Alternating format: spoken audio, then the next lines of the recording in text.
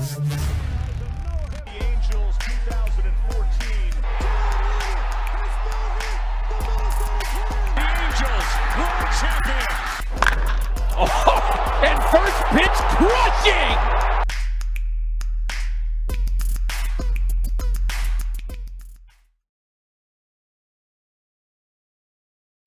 Hey, welcome into another episode of Halos in the Infield 2002 World Series Special Edition with your host, Todd Fox, and the other host of the show, Fernando Viva Los Angelitos all day. Oh, he's pumped up. Why? It's the 2002 playoffs. That's why we're going to go over the two series that led to the epic World Series with the Giants. So as we get into that, is there anything you want to promote before we get started? Sorry.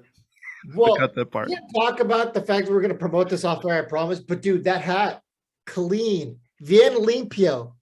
Oh yes, thank you, Randy, for the champs 2002 champs with a halo on it. It's totally his design, so no copyright infringement. He's even got the patches right here on this side and also on this side for the 2002 World Series. You can't really see it too good. I'm far from the camera, but it's an awesome design. So Randy has I think a close up. So we'll edit that in post. We'll put that in there as a close up on the hat. Exactly. And by the way, you're going to get to know Randy because he'll be on sporadically with us during the season. So you'll see and you'll hear from him you'll hear from him. All right. Oh, absolutely. Randy's rants are on its way. He'll let you know when he's angry. That's what we need, though. That's what we love. What we love. Yeah. True fans. We always want to make sure that we're being real as fans. So absolutely. Mm-hmm. So we're going to start off on here with the New York Yankees series, which was built as, back in the day in 2002 as the upstart Angels going to big bad New York, and New York was supposed to handle their business. So we were supposed to be just a walk in the park for them. Yeah, that's kind of always been the story, right? Mm-hmm. The big market team takes on the small market team. And, it wasn't until pretty recently where we started to get a lot of these like Cinderella stories or like the small franchises building from within to win a championship. You saw with the Royals. Mm-hmm. I know the Cubs aren't a small market team, but they did have a small market approach when they built the team from within. They didn't buy their talent in 2016. Same thing with the Indians that year. They kind of built their team from within. So, yeah, the Angels were kind of doing that before it was cool. And the Yankees, being the Yankees, the evil empire of, the late 90s where they just bought all their rings and then it trickled into the 2000s. People expected the same thing, right? This dynasty is going to steamroll the Angels. Yeah, and they had no shortage of superstars, like you said. They have, and also like the fact that they were supposed to steamroll the Angels. But the fact is they were 103-58, just 4 games better than the Angels, who topped off at 99-63. But again, the Angels were that story, the cute story, and the New York media was pounding the fact that the Yankees were just going to go in here and do what they've always done, and that was, to me, I don't know how you feel about it, but I've never went to the old Yankee Stadium. I saw a lot of games on television. The new Yankee Stadium is addressed as, why am I losing my words here? It's always featured as a corporate stadium now. It's not got the real fans like the real fans were in the old Yankee Stadium. It felt like they were on top of you. I mean, when they hit home runs, it was crazy. That place rocked. So that was the environment. So it's not like the Angels went into the new corporate stadium where it's easier to beat the Yankees now in theory, but they went into the house that Babe Ruth built with all the, the plaques in the outfield and all the history, and they got the job done. Yeah, absolutely. I mean, it's pretty crazy to just look at this Yankees roster. I mean, some of the big names, Jason Giambi, obviously Derek Jeter, Mike Mussina, Andy Pettitte, Juan Rivera, Mariano Rivera, Alfonso Soriano, David Wells. Like the list of some of these guys, very, very well-known names. We are talking some of the biggest names in baseball history. Yeah, absolutely. And you had some bench guys that came on. Again, Robin Ventura was at the tail end of his career, but he was still hitting, if you remember, with the Yankees. You had Raul Mondesi, who was still hitting when he was with the Yankees. Rondell White was a solid hitter. Like you brought up, Juan Rivera was just hitting. He was a around a rookie at that time, so he was a fresh new bat for them. They had Shane Spencer, who was a decent hitter too. So that team was stacked. And Bernie, obviously the Hall of Famers of Bernie Williams, Jason Giambi's a fringe type Hall of Famer, Derek Jeter, maybe Alfonso Soriano in the future. So yeah, those are some big names. Yeah, and I mean the Angels back then had a lot of guys who weren't very well known. You asked a handful of baseball fans, maybe they kind of knew Garrett Anderson or Tim Salmon, but a lot of guys didn't know David Eckstein. They didn't know Sean Figgins. They didn't know Adam Kennedy. Maybe Troy Glass. Maybe was kind of one of those fringe guys that people knew. But the point is, the Angels roster, very, very unknown in comparison to that Yankees team, which that Yankees team has had multiple Hall of Famers that have come from that lineup, or guys who are probably going to be in the Hall of Fame. The Angels are still kind of waiting on somebody on their team to join the Hall of Fame, right? I don't think there's anybody who's a Hall of Famer who was on that Angels team. Now that I think about it. Not that's outside of being an Angels Hall of Famer, I don't think there will be one. I don't think they put up the flashy numbers. Francisco Rodriguez. Well, yeah. Okay, there you go. Okay. Francisco Rodriguez. He'd be the one that immediately is like, okay, Francisco Rodriguez is a Hall of Famer. I know we've had that discussion before. We'll probably have it a ton more. But yeah, I'm with you though. I don't think there's a lot of other guys there who are legitimate Hall of Famers in the baseball Hall of Fame. A lot of people are going to say Garrett Anderson, Tim Salmon. Those guys are great. They're in the Hall of Very good, but they're not in the Hall of Fame. Absolutely. They had great runs. They had great careers, but they didn't have great career, the Hall of Fame type careers that would get you in. The numbers it's all about the numbers. And yes, they did put up good numbers, but not good enough. Like you said, they're Hall of Great Fame. Well, remember, Todd, in any normal situation, the Hall of Fame is about numbers, not in baseball. Barry Bonds, not a Hall of Famer. Roger Clemens, not a Hall of Famer. It's were you clean, and also were you nice to the media, most important. Yeah. Did you brown nose your way into the Hall of Fame? Did you give free tickets to the media's family and stuff like that? Were you nice for the interviews? That's how it goes. Yeah, exactly. So this was game one. It was Tuesday, October 1st, 2002, an 8 p.m. start locally in New York. It featured the starting of Jared Washburn for the Angels and Roger Clemens for the Yankees. There you go. That's a tough game. He's out of the Hall of Fame. Yeah, exactly. This game featured a lot of hits, 20 in total between the two teams, 12 for the Angels and 8 for the Yankees. You want to start with anything about this game that just stuck out to you? Man, you got to remember, I was 7, so you're going to have to walk me through a lot of this stuff. Okay. I don't remember much of the day by day of this. All I remember is like the bowl. I remember some of the World Series. That's about it. You're going to have to walk me through the playoffs here, my friend. Oh, okay.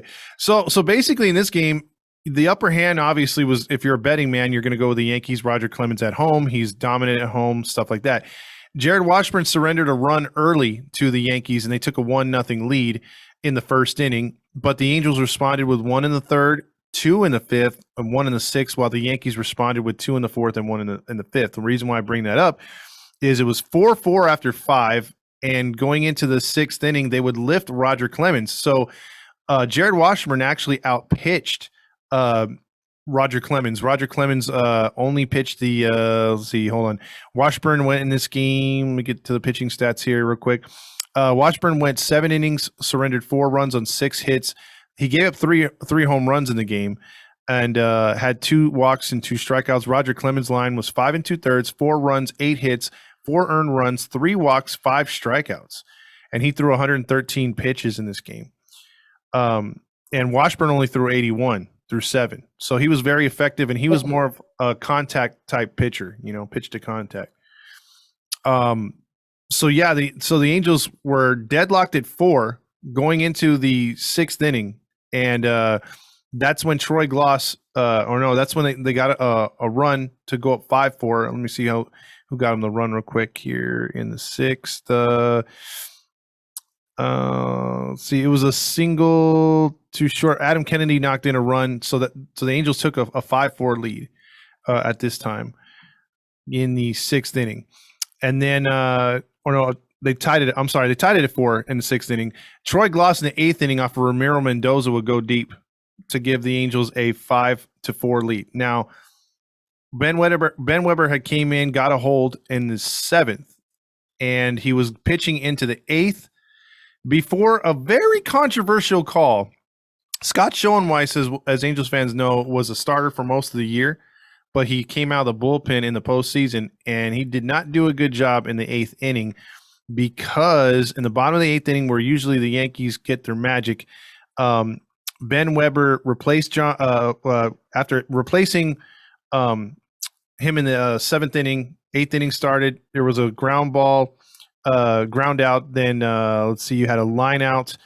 Weber got through the 7th, started up for the 8th, but then there was a walk, and then a single by Soriano that scored Jeter, and a home run by Bernie Williams off of Brendan Donnelly, who came in because Scott Schoenweiss was giving up the hits here to Jason Giambi, which scored the run, and then Bernie Williams came in off of Brendan Donnelly, gave up a home run that scored Jeter and Giambi. So the Angels bullpen, which has been rock solid all year, couldn't get to your future Hall of Famer, hopefully Francisco Rodriguez, and the Angels gave up 4 in the 8th to lose 8-5 on the road.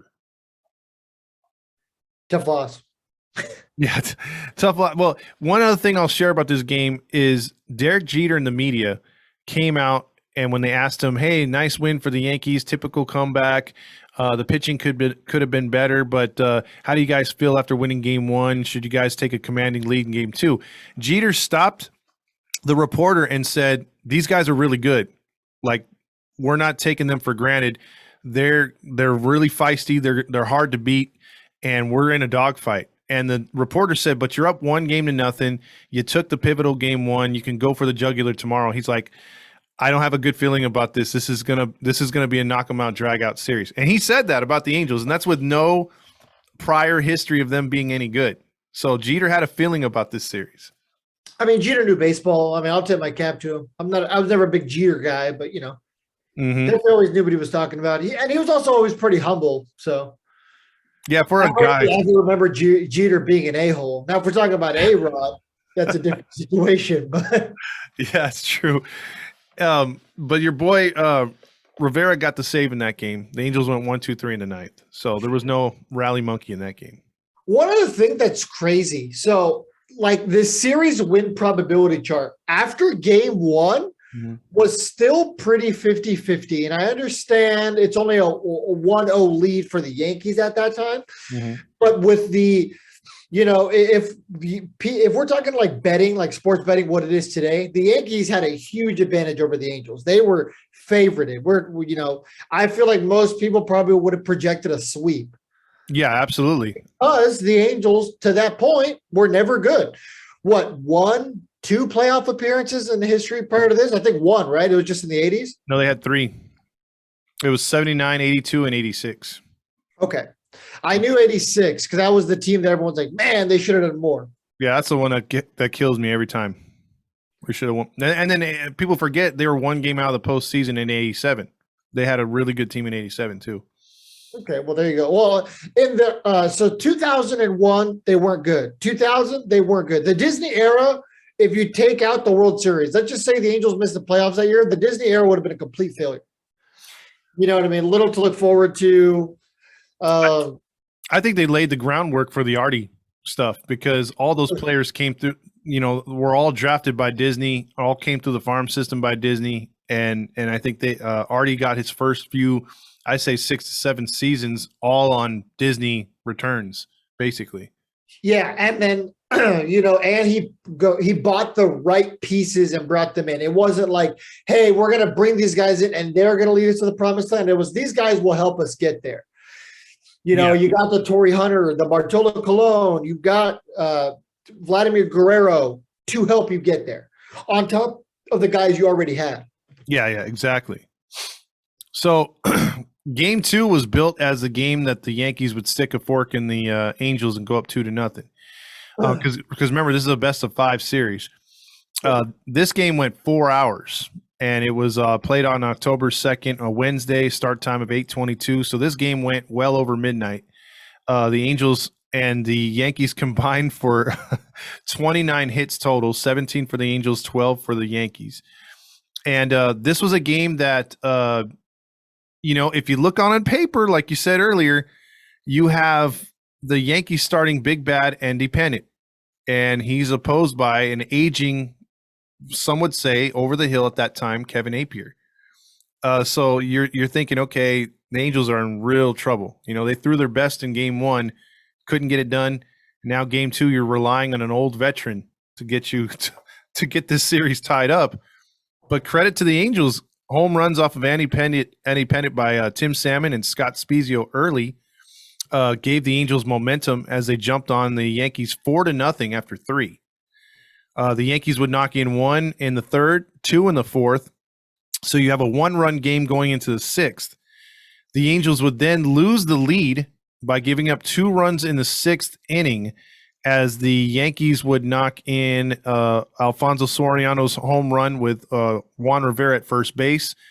And then they would take the lead off of Francisco Rodriguez. So Francisco Rodriguez would actually blow the game right there, and the Yankees would take the lead going into the later innings. However, in the top of the eighth inning, with the Angels down 5-4, and Orlando Hernandez, who was a very good reliever for the Yankees at the time, would give up back-to-back home runs. One to Garrett Anderson, who obliterated the ball into right field, and then Troy Gloss just went absolutely insane to center field and gave the Angels the lead. And then the Angels got a couple hits off of Steve Carsey, where Adam Kennedy would then knock in a sacrifice fly, and Sean Figgins would score from third base, and the Angels would take a 2-run lead. And then after that, it was all about the Angels throwing in big bad Troy Percival. And Percy would come in the ninth inning. They would get a run off of him, but he would get the save, and the Angels would win 8-6. I think that Troy Gloss home run is in Calling All Angels before the game. Before the game, plays every single day. Mm-hmm. I'm pretty sure they show that home run because that was a shot. Because I've definitely seen that one. We're talking like halfway up the stands, and the Yankee Stadium stands are not 5 or 6 rows. Mm-hmm. That's like 20 to 30 rows deep, and he got it about halfway up. That was not a cheap shot. That would have been a home run anywhere. Yeah, that was a missile. And El Duque, Orlando Hernandez, was a very good pitcher that could change speeds. He had a very good slider, very good pinpoint fastball, and I think a knuckle curve. He had some sort of knuckle pitch that was very hard to hit. And the fact that Anderson just obliterated the ball, and then literally they had no time to like Orlando Hernandez was just trying to get something over the plate for a strike, and Gloss just jumped all over it. Yeah. So that was a huge home run. So game 2 on the bottom of the 6th, when the Yankees had that 5-4 lead, they were hovering at about a 75% chance to win the series. But then, of course, the Angels come back to win the game, and it goes to exactly 50%, as to be expected, right? Exactly. And here's a case of Socha not knowing what he had with Francisco Rodriguez yet. He brought Rodriguez in the 6th inning, and they actually had Ben Weber and Brendan Donnelly that actually calmed things down for the 7th and 8th before handing it over to Percy. Yeah, I don't think anybody knew what Francisco Rodriguez was yet. You know what I mean? Mm-hmm. We had seen him in September, and he had a great September. He got into the playoffs by some loophole in the rule. Mm-hmm. And, he made a name for himself that playoff. He did. And again, another good game for Scott Spezio. He had 3 more hits in this game, 3 for 5. He was batting .375 at this point, and Anderson went 3 for 5. He was batting .500 in the 2 games. Yeah, I feel like Scott Spezio is a guy who isn't talked too much about during the divisional series of the championship. Mm-hmm. He did have that big home run in the World Series, though, right? Yeah. That's one he's always going to be remembered for. But absolutely. Yeah. So that was the New York series. Now, at that time, we had a series, and they asked Joe Torre, and Joe Torre was quoted as saying, we're in a dogfight. And he quoted Jeter, because Jeter was saying, hey, the Angels are good. And so, they're in a dogfight, and that's exactly what they were in for. And the next game would be at Angel Stadium on October 4th, Friday, in front of 45,000. And this game almost went 4 hours as well. and it featured 15 runs between the two teams and 18 more hits. So there's a lot of hits going on for teams that have pretty good pitching staffs. In this game, the Yankees would throw Mike Messina versus Ramon Ortiz. And Ramon Ortiz, a lot of Angel fans don't remember, he actually led the team with wins that year. Ramon Ortiz had 15 wins as a starter. So he was probably one of the best win percentage, or he was the best win percentage pitcher for the Angels. This game featured also Jared Weaver's brother, Jeff, who pitched in the game, Mike Stanton and Steve Karsay for the Yankees. The Angels would throw Ramon Ortiz, John Lackey in relief, Scott Schoenweiss in relief, Francisco Rodriguez, and then Troy Percival. Rodriguez would be used as the eighth inning pitcher in this game, however. The Yankees actually jumped on the Angels early with 3 runs in the first inning before the Angels would respond with 1 in the second, 2 in the third. And then it's after actually 1 in the second. It was 3-1. The Yankees would add a 3 spot to make it 6-1 going to the bottom of the third inning before the Angels would tie it or would add 2 more runs to make it 6-3 and then 6-4 in the fourth. And but the Yankees runs would stop in the third inning. So that was the impressive thing.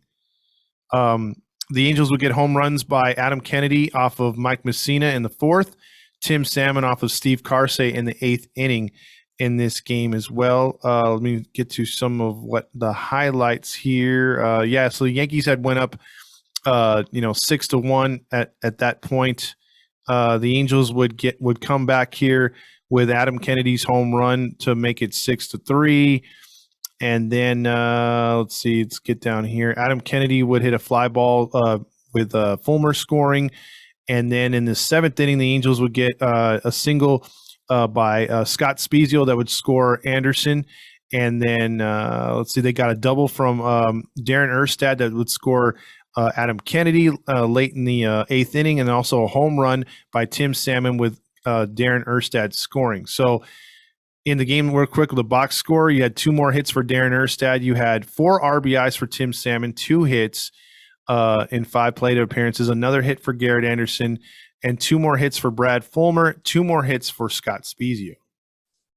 And Francisco Rodriguez would come in the 8th inning to get the win, and Troy Percival would do a 1-2-3 9th inning. So, and also Rodriguez faced 4 batters and struck them all out.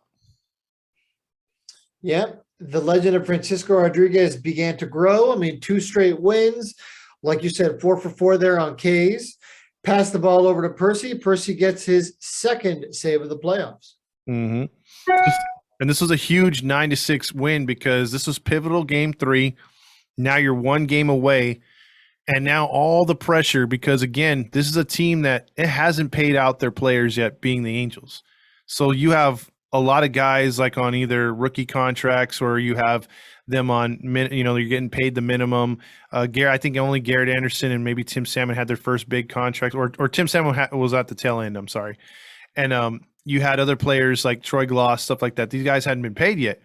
And so you had a minor payroll going up against, again, the big bad Yankees, the spending Yankees. So all the pressure was on New York, and they had to come back to Anaheim the next night to avoid losing. Yeah, I'm just glad it was they were able to get to game 5. 2002, the Angels payroll was $61 million. Mm-hmm. That's probably what, the worst in the league, or second worst this season? Let's see if I can get that to load. And that got you a World Series. That's crazy.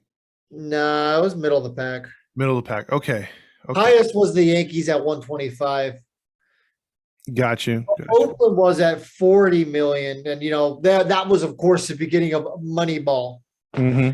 Kind of like in the beginning of Moneyball, where it says like, $100 million payroll might, against, I think back then it was like 30 million. So they did go up a little bit. Now, here's a question I have for you, because I think he's in the Hall of Fame. Isn't Mike Messina in the Hall of Fame? Or is he a fringe guy? He's not in. Because I know he put up big numbers for the Orioles prior to being with the Yankees, and he put up even bigger numbers with the Yankees. Let's see. He is in the Hall of Fame. Okay, so and David Wells is not, right? No.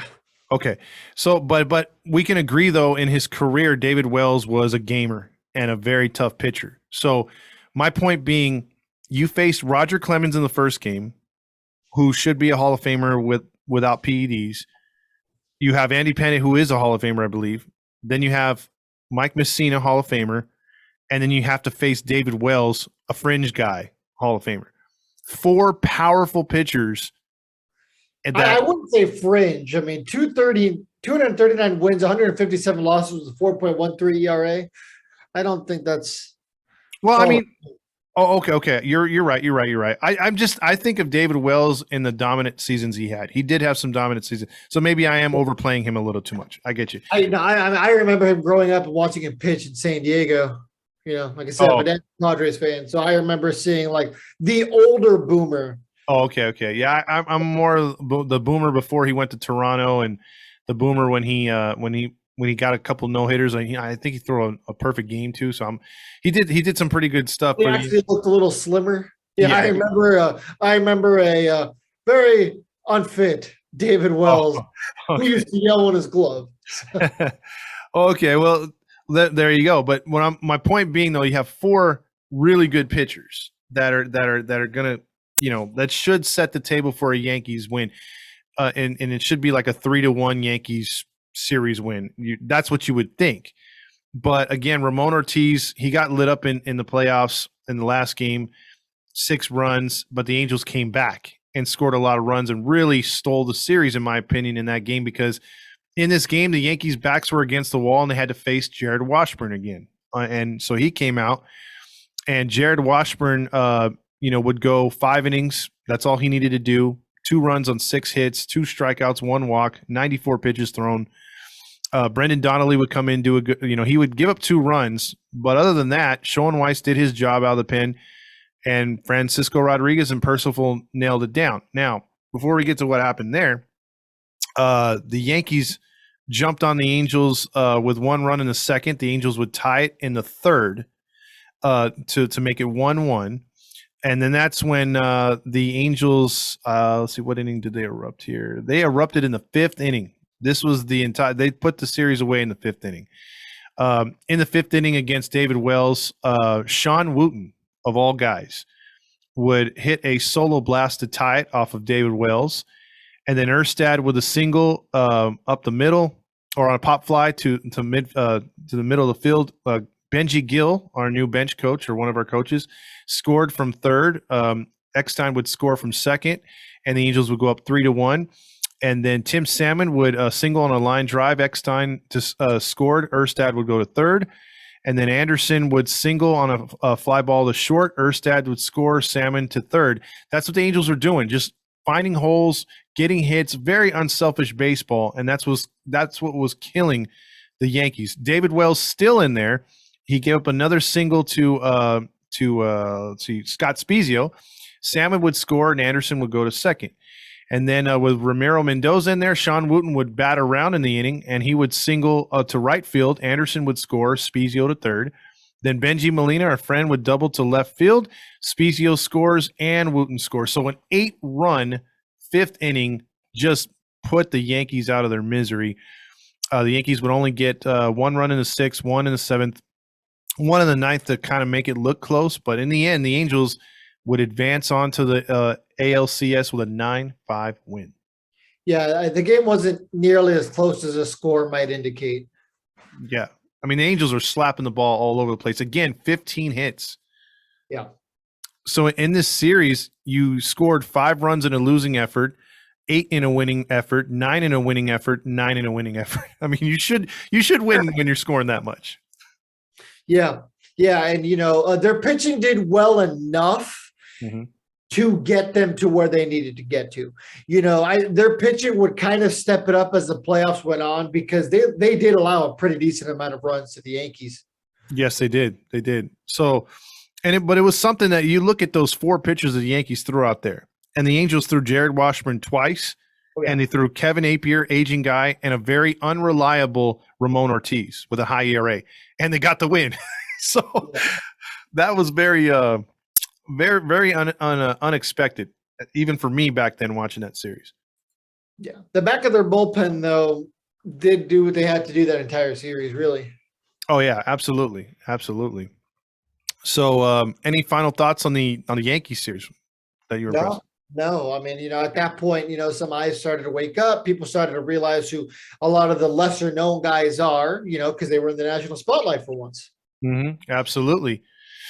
So then that would move us to the Minnesota series, which was a series that featured the Twins beating your favorite movie right there, the Oakland A's, and that Moneyball team, which There you go. You have your favorite movie.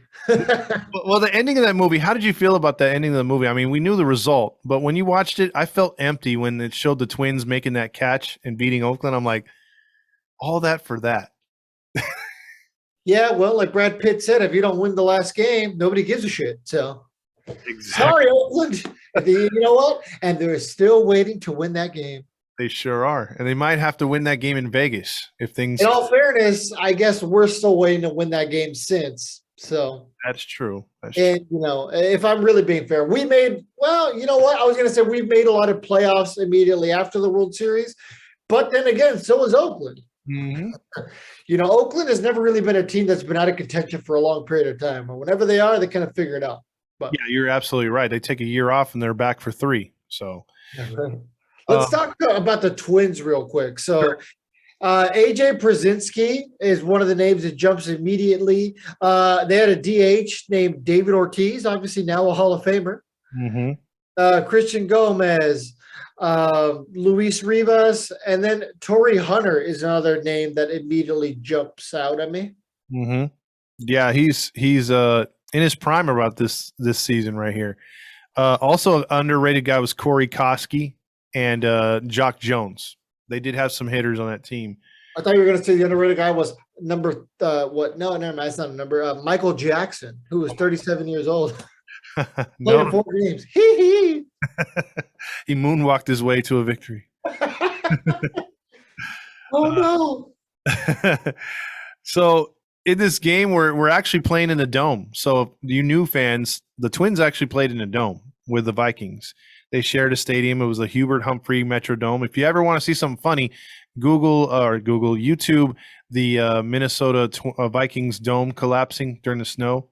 The snow came on the field. Didn't that happen a couple times? Yeah, because they had that they didn't have a concrete roof. They had like the It was like helium, almost like an inflatable jumper that the kids jump on. Yeah, it was like that.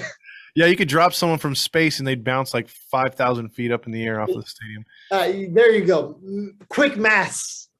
Yeah. Quick mass. But in this game, there was 55,000 fans, and it was the first playoff game the Angels had played that was under 3 hours. This one was right at 2:58. Yeah, I mean, it was a low-scoring game, so clearly a pitcher's duel.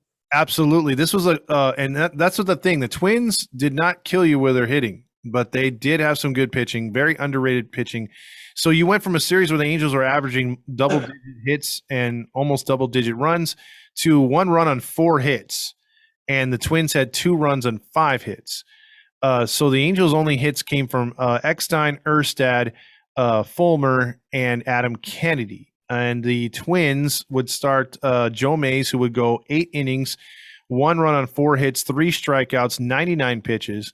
Eddie Guardado, who was a good closer at the time, a lefty, came in there and he pitched an inning, gave up a walk and 2 strikeouts. But that was it for him. The Angels the only runs here would be a fly ball by AJ Przinsky, sacrifice, that would score Torrey Hunter in the 2nd inning. And then Joe Mays would give up a ground ball on an error by the infielder, would allow Kennedy to score from 3rd. So it was an unearned run. Well, no, they still charged him. So 1-1 right there. And then, but the big run that was given up was in the bottom of the 5th inning. Corey Koski would double as Rivas would score, and it was 2-1. And that's it. So kudos to Kevin Apier in this game too. He pitched 5 innings again, which he was normally doing. Only 2 runs on 5 hits. That's all. The bullpen played clean. Brendan Donnelly, an inning and 2/3, Sean Weiss 2/3, and Ben Weber 2/3. No runs, no hits, 4 strikeouts. Yeah, you got to tip your cap there to the Angels pitching. They obviously gave the team an opportunity, but for whatever reason, like you said, hardly any hits. Yeah, You're not going to win a lot of games when you don't hit the ball. So, yeah, that's why it was such a low scoring game. absolutely. And so this game, they get the loss, and so just like the Yankee series, they come out down 0-1 on the road right away. So not a good feeling, but you're not out of it because this one's a best of 7. You know, the other one was more pressure. It's a best of 5. Any final thoughts on game 1? No? Okay, let's move on to game 2. So game 2 was played on Wednesday, October 9th, 2002. Again, 55,000 fans. This one played again just 13 minutes over 3 hours. Ramon Ortiz got the start for the Angels, and he would be opposed by Rick Reed, who a lot of people don't remember Rick Reed, but he was a decent starting pitcher for the Minnesota Twins. And again, your boy, you know, it's still Doug Mansteikwitz. I forget how you say his name. He was a pretty good hitter in this game. He had 3 hits. So you had, you know, Koski, Ortiz, Hunter, and Mansteikwitz, I guess, and Kadire was their murderous row right there. So the Angels did have to watch that, and they were putting up their own numbers in this game. But the Angels would start this game with a lead, a 4-0 lead, actually, as Erstad off of Rick Reed would hit a home run in the first inning to make it 1-0. Scott Spezio with a double to right field that would score both Gloss and just Gloss to make it 2-1. Then Scott Spezio steals home on a bunt by David Eckstein, and Kennedy goes over to third on the throw as he was at first base. And then David Eckstein, Spezio steals home on a bit of a he actually stole home. I don't know if it was a wild pitch or not, but it says he stole home because then Eckstein would still be at bat. He would single to right, and Kennedy would score. So the Angels would go up there 3-0 or 4-0. And then it stayed 4-0 until the Angels would actually a single would score. Yeah, a home run by Brad Fulmer would make it 6-0 as Gloss would score. So the Angels would go up 6-0, and then Ramon Ortiz would finally surrender a run in the 6th inning to Corey Koski, and Doug Mansteikwitz would also get a single to score and 2 more runs, and that was it. So in the game for the bullpen, real quick, Ramon Ortiz, 5 1/3. He gave up 10 hits, though, but only 3 runs, all earned, 3 strikeouts. Brendan Donnelly, he had a clean line and a strikeout. Rodriguez only gave up a hit, but had 3 strikeouts, and Percival had a clean 8th and 9th inning. He had 4-out save, an inning and a third, 3 strikeouts. Angels got the win. Yeah, I'm looking at like some of the pitching stats for the entire series. I won't get to those right away because we still have a couple games obviously to cover. But man, some of these stats are crazy. I mean, Ortiz did decent, but yeah, man, K-Rod's really what comes out of me. Yeah, K-Rod was just racking. We'll talk about that when we get to the end. Like I said, I don't want to. Oh, for sure. Let's see, and then that would finish up the series in the Dome, and the Angels would come home with a chance, in theory, to not have to come back to the Dome. So it was a 2-3-2 format. So the Angels would get an opportunity, if they went on a hot streak, to close out the Twins before having to go back to the Dome, which Angel fans at this point, and I was with my dad, and I remember my dad telling me, boy, they got to wrap it up here at Angel Stadium because I don't want a repeat of 86 where we have a 3-2 lead and we have to go back to Boston, but this time being Minnesota and we lose. Like, he was adamant. He's like, I don't want to go back to Minnesota. He's like, if we're going to go to the World Series, we're going to win it here, damn it. Yeah, right. Did you guys go to any of these games? No, actually, we didn't go to any of these games. I do know that Game 5, my dad had got offered tickets late, but said we were going to save our money for the World Series. So we went to Game 1 of the World Series. Okay, fair enough. Yeah. So we could have went to Game 5. So that really pissed me off. So this one, Game 5 or Game 1 of the World Series. I understand, how Game 1 ended up turning out, but. Yeah. Well, I think in hindsight, I think Game 5 would have been awesome because they clinched. You know what I mean? I could have went to the clinching game. That's fair. But you got to go to a World Series game. So far, the only Angels World Series in history. They've been at ALCSs. Granted, that was the only one they won. But yeah, exactly. But still. Yeah. You do have a point. So this one was played Friday, October 11th, 2002 at a 5:20 start. And this was again another a close pitching game. It featured Eric Milton, who was a crafty lefty at the time. I believe he was an all-star that year, and he went up against Jared Washburn again, who was given the opportunity to again turn the tide of the series.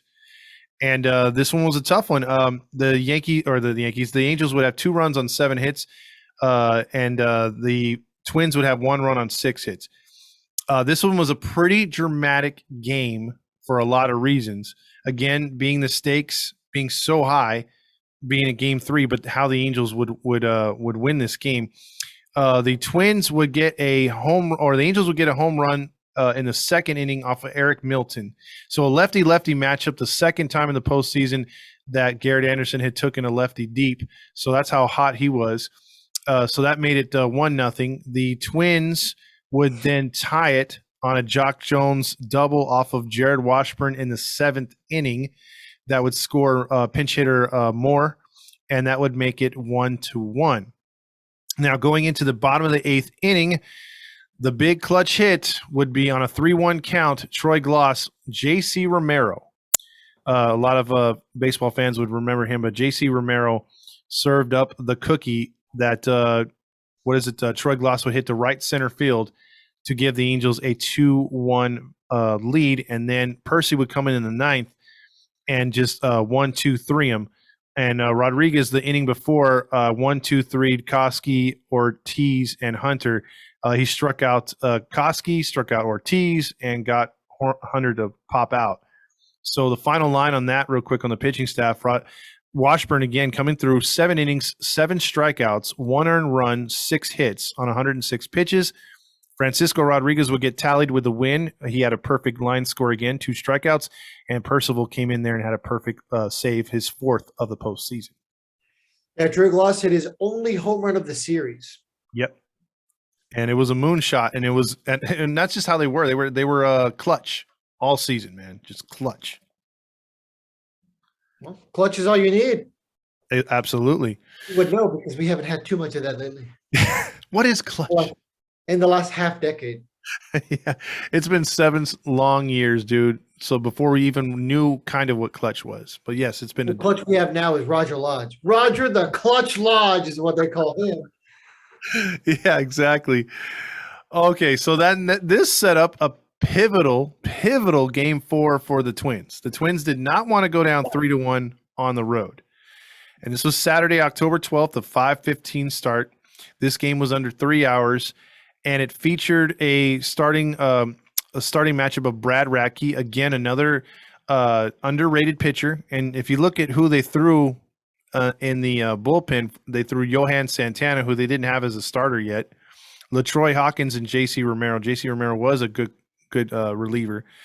Angels started rookie sensation John Lackey, then followed him up by rookie sensation Francisco Rodriguez, then Ben Weber to close it out. So in this game was deadlocked at 0 going into the bottom of the 7th. There was not much action, just a lot of good pitching in this game before the Angels would break out in the 7th inning. The 7th inning would start with a single by Erstad off Brad Radke. He stole second base and then would get to third base on a throwing error as the catcher threw it into the outfield. Brad Radke would walk then Tim Salmon, and then Anderson grounded out. So the runners had to hold, and it was second and third at this point.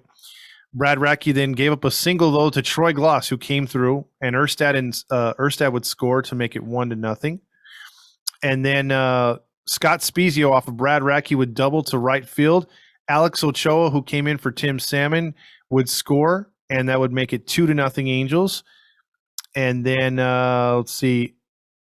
I know I'm missing some stuff here. I will make it 2-0 Angels, and then the Twins were blanked in the that was actually in the 7th. Yeah, the Twins were blanked in the 8th, and then the bottom of the 8th, the Angels broke it open. Garrett Anderson single off of J.C. Romero. Erstad would score. Your boy Michael Jackson would to Brad Fulmer as he would double deep as Anderson and Gloss would score, and then Michael Jackson again would grab his crotch as Molina would triple to left field with that blazing speed. He tripled in Fulmer and Spezio. There you go. Then the Angels would only He hit him with the hee. He sure did. Ben Weber would give up a run to David Ortiz. It would be a single that would score Koski, and the Angels would surprise the Minnesota Twins 7-1, scoring. John Lackey giving up 3 hits in 7 innings with the 0.0 ERA for the series. Not bad for a rookie, right? Well, I mean, yeah, him and Francisco Rodriguez were both able to make names for themselves off of the playoff alone, right? I mean, and here's the thing too. What I'm noticing right here, what you brought up with John Lackey, he faced 23 batters and threw only 79 pitches, 55 strikeouts or 55 strikes. Yeah, I was going to say 55 strikeouts. Impossible. That was worth a hee. Y'all, Todd, your math sucks. No, but the reason why I bring that up is last 3-4 seasons we've had starters that give up 79 pitches in the first 3 innings. So this guy's throwing 79 pitches in 7 innings. That's not bad. Yeah, well, Heaney wants to be loosey goosey. I guess so. So you have a 7-1 victory, and the Twins are now their backs are against the wall like you would not believe.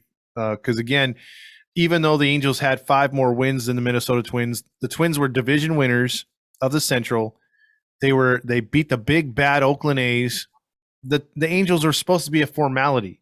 You know what I mean? That this was the Twins' year. They beat the best in the West. Now you got the wild card Angels. You should dispose of them. They got lucky against the Yankees. Well, now you're down 3-1. Yeah. Who's lucky now? Exactly. So good. I was going to say, and in Game 5, the Angels proved that it was not luck. Yeah, exactly, because this was a 3-hour and 30 game, October 3rd, Sunday afternoon. Again, a game I could have been at. The Angels would Thanks, Fox. Yeah, thanks, Dad. This was a game that was very interesting for a lot of reasons. It was the game where people thought or would say that Adam Kennedy just refused to let the Angels lose this game.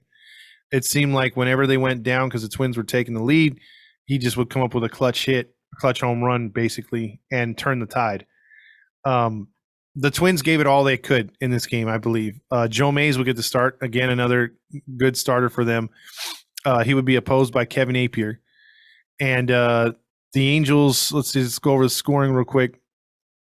David Ortiz would double in the first inning and give the Twins a 1-0 lead. Then the next scoring was A.J. Brzezinski in the second inning, singling in a run to make it 2-0 Angels or 2-0 Twins. And it stayed 2-0 until Adam Kennedy off of Joe Mays would hit a leadoff home run on an 0-2 pitch to make it 2-1 at this point. So the fans were in it. They all had their thunder sticks going, as we've seen the replays many times. Exactly. Scott Spezio off of Joe Mays would go deep, so to make it 2-2. And then Adam Kennedy on a 2-2 pitch would take Joe Mays deep again to make it 3-2 Angels going into the 6th inning. So in the 6th inning, however, in the 7th inning, off Francisco Rodriguez, after Brendan Donnelly had gotten into some trouble, he gave up 3 straight hits. Rodriguez would walk in a run to make it 3-3. And then Jock Jones would score, or there was a wild pitch, more scores, and then Kelly and Brzezinski move up. Then a fly ball sacrifice, and Brzezinski would score. The Twins actually had a 5-3 lead at this point. But Adam Kennedy, with 2 runners on, was trying to bunt, and he couldn't bunt. And he got it to 0-2. And on an 0-2 pitch from LaTroy Hawkins, or not from LaTroy Hawkins, Johan Santana, lefty, Kennedy decided to swing with it, and he clubbed it into the right field pavilion. Big 3-run homer, and the Angels would take a lead 6-5 in the bottom of the 6th. The rally monkey was going crazy. LaTroy Hawkins came in and he proceeded to give up 3 straight singles, and to which Garrett Anderson would then walk to score in Eckstein. Sean Wooten would single, Erstad would score, and then the Angels were just playing base to base. A wild pitch on Spezio would score Anderson, and then Scott Spezio would single to score Anderson and Wooten. And before you know it, a hit by pitch that would score Spezio with the bases loaded again. And then a ground out unassisted by Darren Erstad on a sacrifice would score Figgins.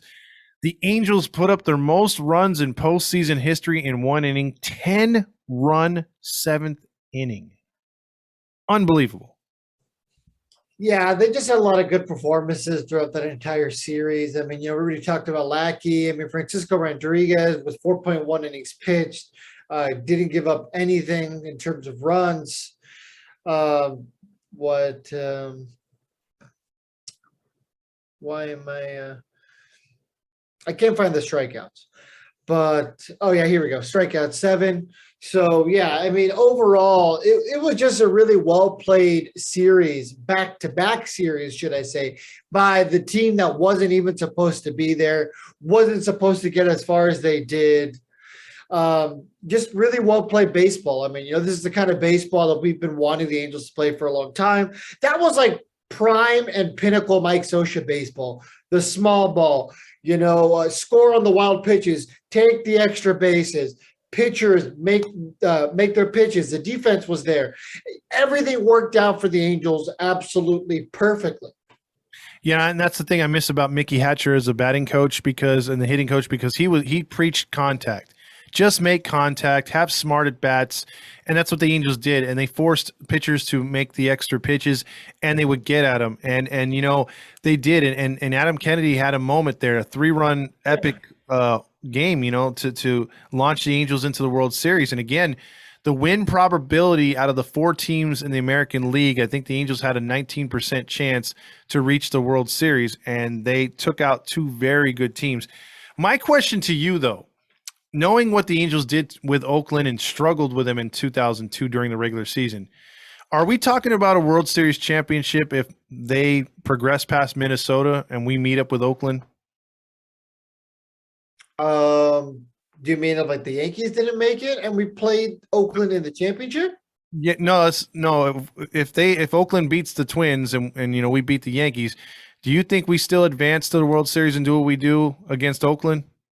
I don't know. I mean, knowing what we know now, you'd like to say, yeah, the Angels still would have got it done just because it resulted in a World Series. But, the way the butterfly effect works, who knows? Maybe the Angels would have gotten in their head because of the lack of success against the 2002 Moneyball Athletics. So maybe we are having a much different conversation if the chips and the dominoes fell in other directions. But, just to put myself to sleep tonight, I'm going to say, yes, we would have made the World Series no matter what. I'm telling you, that would have been a much more challenging road to get there. I don't think we would have beat the A's in 4 or 5. That was, they had Jason Isringhausen, they had Johnny Damon, Jermaine Dye, Jason Giambi. No, not Jason Giambi. They had his brother, Jeremy Giambi, who's now dead. Rest in peace. R.I.P. Yeah. They had let's see, who else did they have on that team? I think they had Bobby Crosby, didn't they? They also had Miguel Tejada. Right? Yeah, Miguel Tejada, Eric Chavez. Yeah. They had Hudson Mulder Zito. I think they did have Barry Zito. They had David Justice. Oh, that's right, David Justice. Yeah, that was a killer team, dude. I mean, man. So, yeah. Well, they didn't win the game that mattered. So, in the words of Brad Pitt, nobody gives a shit. Well, I guess in the words of Billy Beane, nobody gives a shit. Brad Pitt made it cooler, though. He did make it. Yeah, exactly. Ladies want to have sex with Brad Pitt. Yeah, I guess it was really insensitive of me to say because Billy Beane is gay. So is he? I have no problem with people who are gay. I just want to throw that out there. We are totally pro. Yeah, that's no issue. I just didn't know he was gay. I didn't know that. Okay, you learned something new. So yeah, I mean, on October 13th of 2002, Game 5, or that day on a Sunday, Angels fans rejoiced for the first time they are now going to the World Series, and I could just remember just jumping up and down, hugging my dad, and hugging a couple of my friends that were my dad's friends, that longtime Angel fans, and just to see how happy they were. I didn't have to, at that time I was young. I was only like 21, 22, just turned 22, I believe. And so it was like I hadn't experienced too much, heartache other than, like the worst for me was 95. I vaguely remember the 86 other than doing history on it. But for the most part, I knew the Angels as just being a mediocre team all my life. So when they got past the World Series or to the World Series, like, I mean, I could not believe they were there. Yeah. I don't remember much. Oh, 7. I was 7, guys. I had some pretty cool Hot Wheels back then. I don't even think I played with Hot Wheels growing up. Didn't? Oh man, you don't know what you're missing. Gotta love Hot Wheels. I'm well aware. My son likes Hot Wheels now, so I'm well aware now what I'm missing. Oh, okay. What I'm missing is my parents stepping on them in the middle of the night and hurting them. Well, see, I had the best of all three. I had Hot Wheels, Matchbox, and those Micro Machines.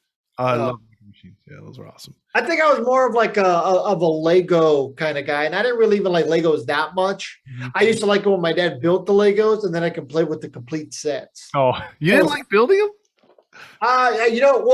So my dad would buy me like the assorted boxes, the ones you get like a Target or whatever, and it's just like a box. And inside just the random pieces, like they literally just grab them, just threw in the box, and whatever you get's what you get.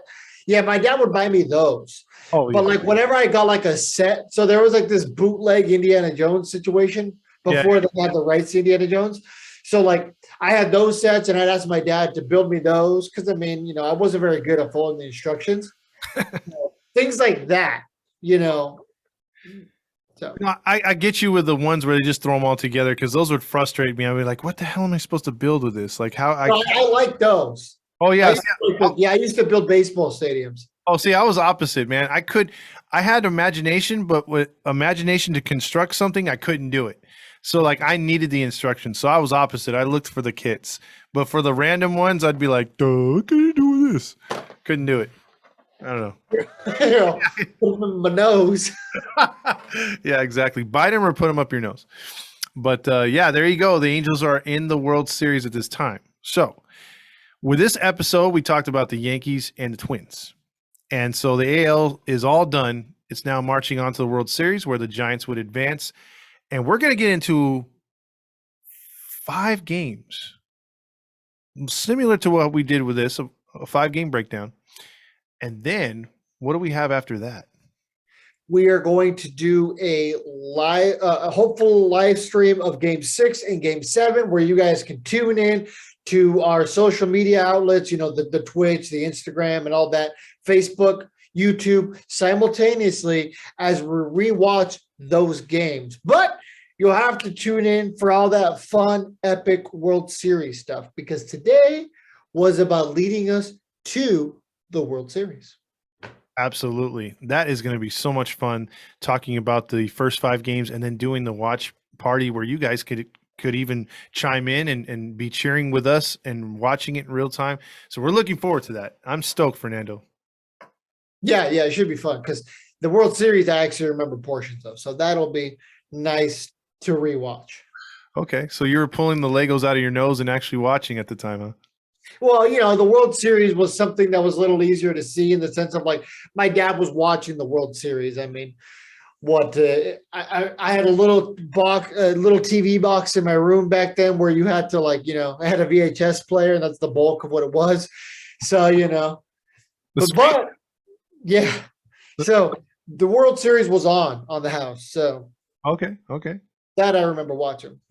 All right. Well, we're going to get into a lot of that. It's going to be a lot of good action for sure. We have anything we want to promote before we get out of here, or anything we want to talk about? Make sure to check out the new website, Halos of the Infield. You can watch or read our blogs by Riverside Halo. You can check out the new merchandise, the Fast Times Under the Halo exclusive collections, and then the Halos of the Infield merch, of course, where you can get those hats. The LA hat that I wear sometimes as well. Just the Halo, a lot of cool stuff over there. The new website's pretty awesome if you guys haven't gotten a look at it. A lot easier to flow through it. There's actually a lot more practical stuff to do. So please make sure to check it out. Thank you to our sponsors. And yeah, hope you guys enjoyed the episodes and have enjoyed the trip down memory lane. Todd? Absolutely. I'm with you on all that. The website is flourishing as we speak, and also check out Chase's and Andrew's Around the Leagues show as well. Lot of cool stuff coming up for the upcoming season, and we're here to celebrate the 2002 20th year anniversary of the World Series champion Anaheim Angels. So Hopefully we celebrate it with a new World Series. Absolutely. Let's add another one up there, right? Another flag. The one is lonely by itself at the stadium. So for Todd Fox and Fernando, see you.